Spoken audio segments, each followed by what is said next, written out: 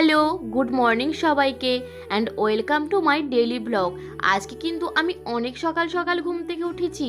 আর অনেক সকাল সকাল মানে জানো কটা? ওই 6টার আগে। আরে হ্যাঁ, আমার কাছে শীতকালে কিন্তু এই 6টা মানেই অনেক সকাল সকাল। জানো তো গরমকালে কিন্তু প্রায় দিনই আমি 6টার আগেই ঘুম থেকে উঠি, কিন্তু শীতকালে একদমই আমার ঘুম ভাঙতেই চায় না। দেখো আজ যেহেতু সকাল সকাল উঠেছি, তাই সবার প্রথমে কিন্তু নিচের বিছানা ঠিক করে চলে এসেছি ব্রাশ করতে।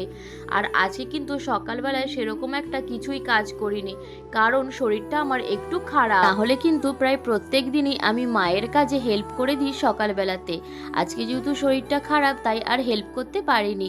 দেখো ওইদিকে ব্রাশ করে এসেই কিন্তু একটু হালকা পাতলা স্কিন কেয়ার করে নেব, কারণ আমাদের এখানে পড়ে গেছে প্রচুর ঠান্ডা। আর ঠান্ডা পড়ে যাওয়া মানেই কিন্তু একদম স্কিনটা পুরোপুরি ড্রাই হয়ে যাওয়া। তাই কিন্তু আমি প্রথমেই একটু টোনার লাগিয়ে তারপরে মেখে নেব একটু ময়শ্চারাইজার। যখন কিন্তু অল্প ঠান্ডা ছিল তখন কিন্তু পন্ডসের ময়শ্চারাইজারটা ইউজ করতাম। এখন যেহেতু একটু ঠান্ডাটা বেড়েছে, তাই কিন্তু এখন আমি নিভিয়ার এই ময়শ্চারাইজারটাই ইউজ করছি। আর শীত, গ্রীষ্ম, বর্ষা যাই সিজন চলুক না কেন, তো সানস্ক্রিন কিন্তু মাস্ট।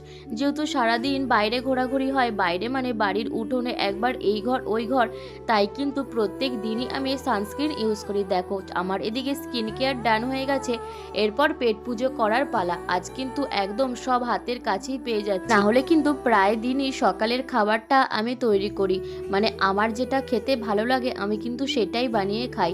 আর আজকে সকালে কিন্তু একদম সিম্পল খাবার, শুকনো মুড়ি আর তার সাথে চা। আর কারণটা তোমাদেরকে আগেই বললাম, ওই যে শরীরটা খারাপ। যাই হোক, দুপুরে কিন্তু আর কোনো ক্লিপ নিতে পারিনি, একদম বিকেলে চলে এসেছি আমাদের রাস্তায় ভিডিও করতে। এরপরে কিন্তু আবার একটু সন্ধে সন্ধে করে বেরিয়ে যাচ্ছি আমি আর মা কিছু কেনাকাটি করতে। যেহেতু আমরা যাওয়ার জন্য টোটো ভাড়া করেছিলাম, তাই কিন্তু টোটোর জন্য দেখো রাস্তায় অপেক্ষা করছি।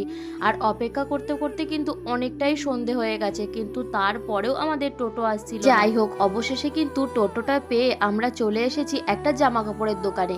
এখান থেকেই কিন্তু আমাদের যা যা দরকার ছিল সেই সব কিছু কিনে নিয়েছি। আর এখান থেকে কিন্তু আমরা অনেক কিছু বাজার করেছি। এই ব্যাগ টানতে টানতেই আজকে আমাদের অবস্থা খারাপ হয়ে যাবে। জামা কাপড়ের দোকানে দরকার সেরে কিন্তু চলে এসেছিলাম এরকম একটা বেডিং হাউসে।